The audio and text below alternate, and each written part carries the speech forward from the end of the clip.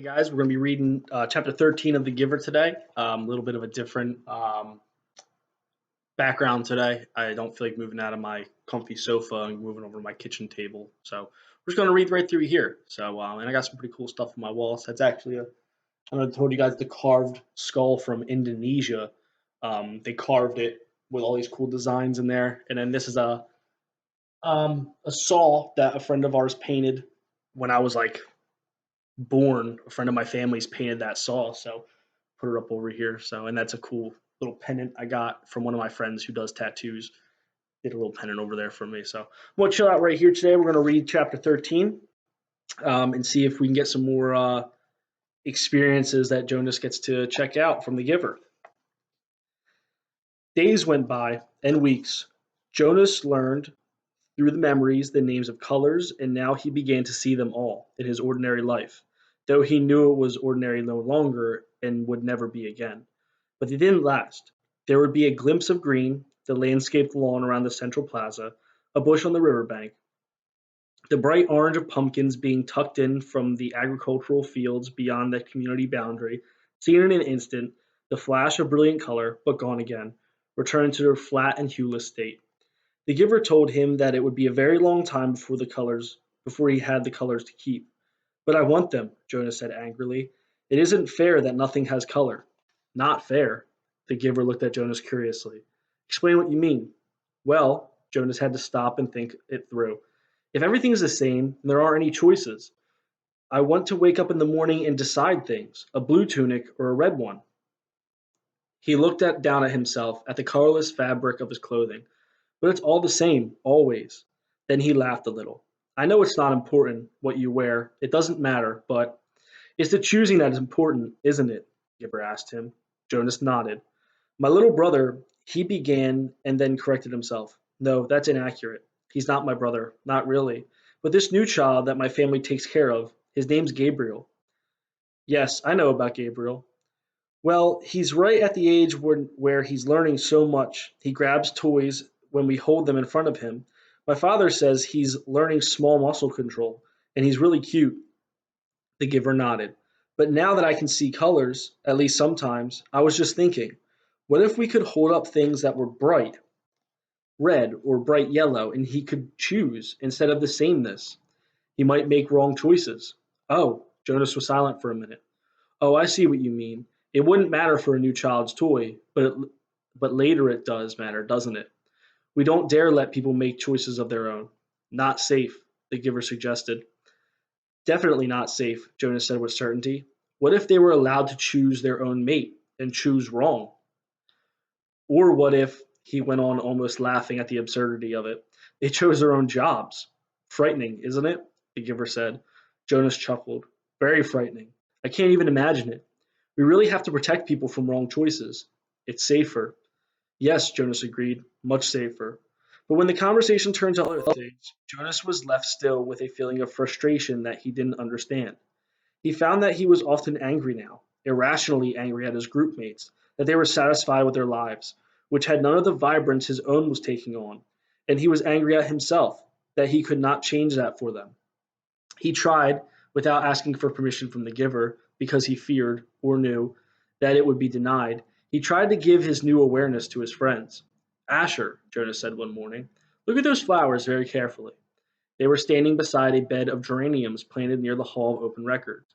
He put his hands on Asher's shoulders and concentrated on the red of the petals, trying to hold it as long as he could and trying at the same time to transmit the awareness of red to his friend.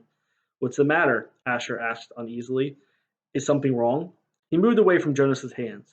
It was extremely rude for one citizen to touch another outside of family units. No, nothing. I thought for a minute that they were wilting and that we should let the gardening crew know that they needed more watering.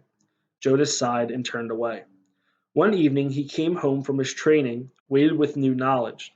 The giver had chosen a startling and disturbing memory from that day. Under the touch of his hands, Jonas found himself suddenly in a place that was completely alien, hot and windswept under a vast blue sky. There were tufts of sparse grass, a few bushes and rocks, and nearby he could see an area of thicker vegetation, broad, low trees outlined against the sky. He heard noises, the sharp crack of weapons. he perceived the word guns, and then shouts, and an immense crashing thud as something fell, tearing branches from trees. He heard voices calling to one another. Peering from the place where he stood, hidden behind some shrubbery, he was reminded of what the giver had told him, that there had been a time when flesh had different colors. Two of these men had dark brown skin, the others were light. Going closer, he watched them hack the tusks from a motionless elephant on the ground and haul them away, spattered with blood. He felt himself overwhelmed with a new perception of the color he knew as red. Then the men were gone, speeding toward the horizon in a vehicle that spit pebbles from its whirling wheels. One hit his forehead and stung him there. But the memory continued, though Jonas ached now for it to end. Now he saw another elephant emerge from the place where it had stood hidden in the trees. Very slowly it walked to the mutilated body and looked down. With its sinuous trunk, it stroked the huge corpse. Then it reached up, broke some leafy branches with a snap, and draped them over the mass of torn, thick flesh. Finally, it tilted its massive head and raised its trunk and roared into an empty landscape. Jonas had never heard such a sound. It was a sound of rage and grief, and it seemed never to end. He could still hear it when he opened his eyes and lay anguished on the bed where he received the memories. It continued to roar into his consciousness as he pedaled slowly home. Lily, he asked that evening when his sister took her comfort object, the stuffed animal from the shelf, did you know that once there really were elephants? Live ones? She glanced down at the ragged comfort object and grinned. Right, she said skeptically. Sure, Jonas. Jonas went and sat beside them while his father untied Lily's hair ribbons and combed her hair. He placed one hand on each of her shoulders.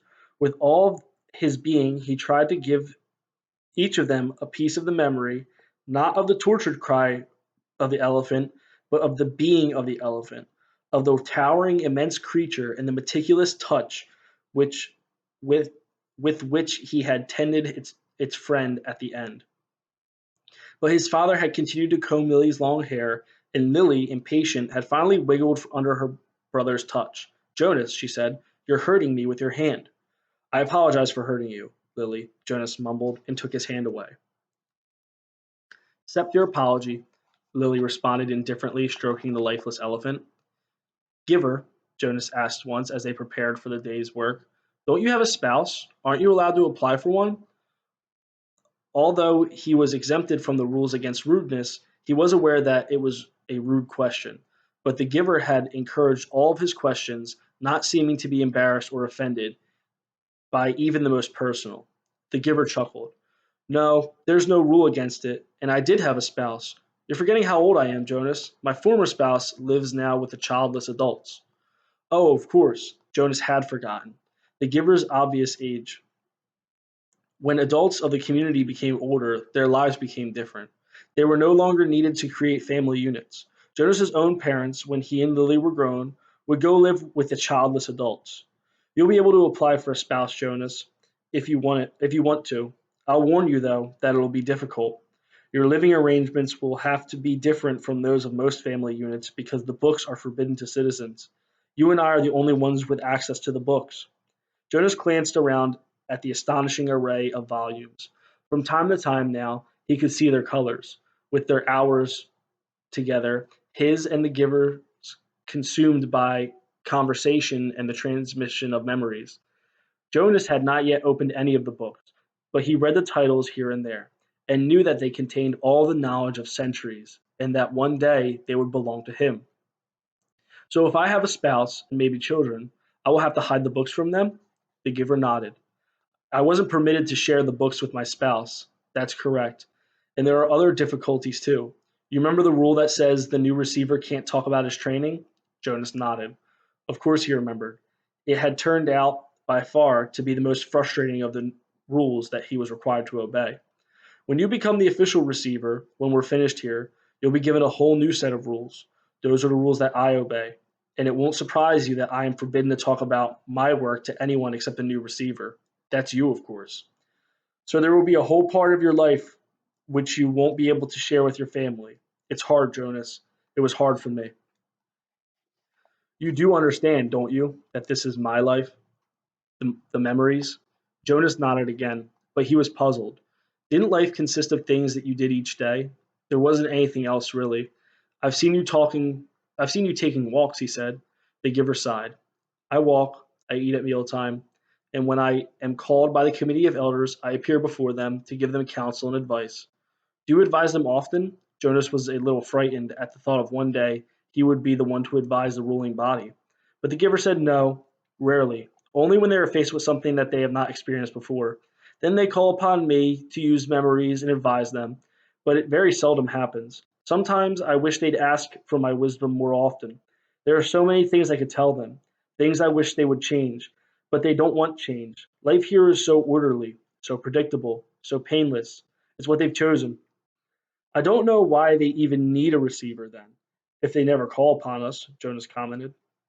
They need me and you, the giver said, but didn't explain. They were reminded of that 10 years ago. What happened 10 years ago? Jonas asked. Oh, I know. You tried to train a successor and failed. Why? Why did that remind them? The giver smiled grimly.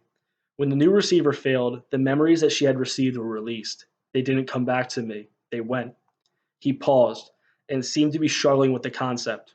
I don't know exactly. They went to the place where memories once existed before receivers were created.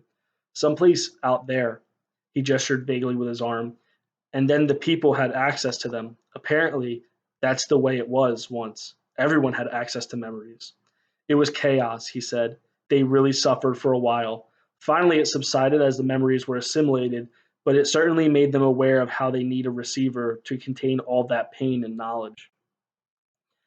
But you have to suffer like that all the time, Jonas pointed out. The giver nodded. And you will. It's my life. It'll be yours. Jonas thought about it, about what it would be like for him, along with walking and eating, and he looked around the walls of the books. Reading? That's it? The giver shook his head. Those are simply the things that I do. My life is here. In this room? The giver shook his head.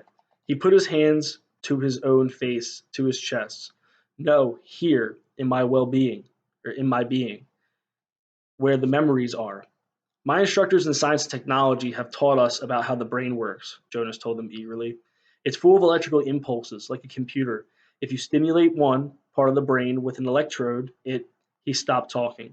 He could see the odd look on the giver's face. They know nothing, the giver said bitterly.